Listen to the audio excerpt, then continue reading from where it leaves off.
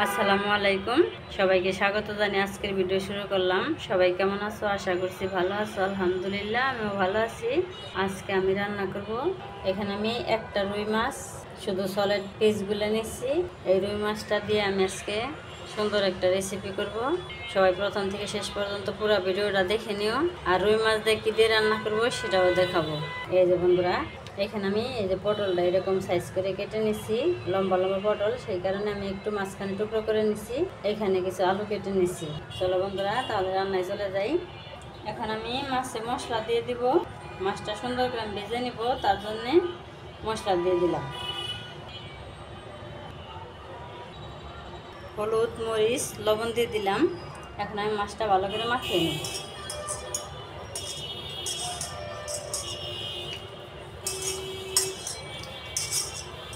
বন্ধুরা, আমি যে গাঢ় করে মশলা দিয়ে মাছটা সুন্দর করে মাখিয়ে নিলাম।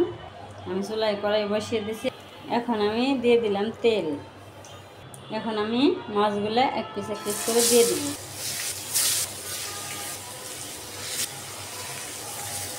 আমি এই তাওয়াটা ভেজে নিলাম, কারণ এই তাওয়াটায় ভাজলে মাছটা একটাও ভাঙবো না, সেই কারণে আমি এই তাওয়াটাই ভেজে নিলাম। এখন আমি মাছগুলো একটা করে উল্টে দিব।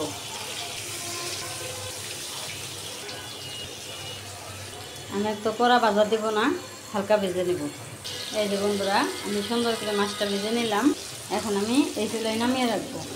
এই চুলায় নামিয়ে রেখে দিলাম। এখন আমি এই চুলায় আর একটা কড়াই বসিয়ে দিলাম। এখন আমি তরকারি রান্না করার জন্য তেল দিয়ে দিলাম। এখন আমি পেঁয়াজ দিয়ে দিলাম। এখন পেঁয়াজটা একটু হালকা ভেজে নেব। এখন আমি কিছু কাঁচা পাকা কাঁচামরিচ দিয়ে দিলাম। এখানে রসুন বাটা দিয়ে দিলাম। এখানে আদা বাটা দিয়ে দিলাম। এখানে জিরা বাটা দিয়ে দিলাম। এখন আমি একটু তেলের মধ্যে এই মশলাটা ভেজে নেব, তাহলে আদা রসুনের কাঁচা গন্ধটা থাকবে না। এখন আমি এই যে মাছ মাখানো মশলা পানিটা দিয়ে দেব। এখন আমি আর বাকি মশলাগুলো দিয়ে দেব। সব মশলাগুলো দেওয়া হয়ে গেলে এখন আমি মশলা সুন্দর করে কষিয়ে নেব। এই যে দেখো বন্ধুরা, কত সুন্দর করে মশলা কষিয়ে নিলাম, সুন্দর তেল ভাবে এসে গেছে। এখন আমি আলু পটল দিয়ে দেব। এখন আমি সবজিগুলো সুন্দর করে কষিয়ে নেব। দেখতে কত সুন্দর লাগতেছে না নানি? হ্যাঁ, অনেক সুন্দর লাগতেছে। তাই তো অনেক মজা হইব।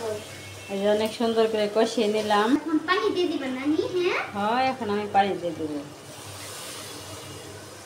বন্ধুরা, আমার নানির তরকারি রান্না কেমন হয়েছে? খুব সুন্দর লাগতেছে, দেখতেও যত সুন্দর, খাইতেও তত সুন্দর লাগবে। এভাবে আপনারা খাওয়া দেখবেন, অনেক ভালো লাগবে। এই তরকারিটা বলক এসে গেছে। এই এখন আমি মাছগুলো দিয়ে দিলাম। এই দেখো বন্ধুরা, তরকারিটা হয়ে গেল। এখন আমি নামিয়ে নেব। কেমন লাগতেছে বন্ধুরা? লাইক দিবেন, অবশ্যই একটা লাইক দিয়ে দিবেন। তাহলে আমার আজকের রেসিপি কেমন হলো অবশ্যই কমেন্টে জানাবে। আর এতক্ষণ ধৈর্য ধরে কষ্ট করে যারা ভিডিওটা দেখলে সবাইকে অনেক অনেক ধন্যবাদ। সবাই ভালো থাকবে, সুস্থ থাকবে, সাবধান থাকবে। আল্লাহ হাফেজ, আসসালামু আলাইকুম। আল্লাহ হাফেজ, আসসালামু আলাইকুম।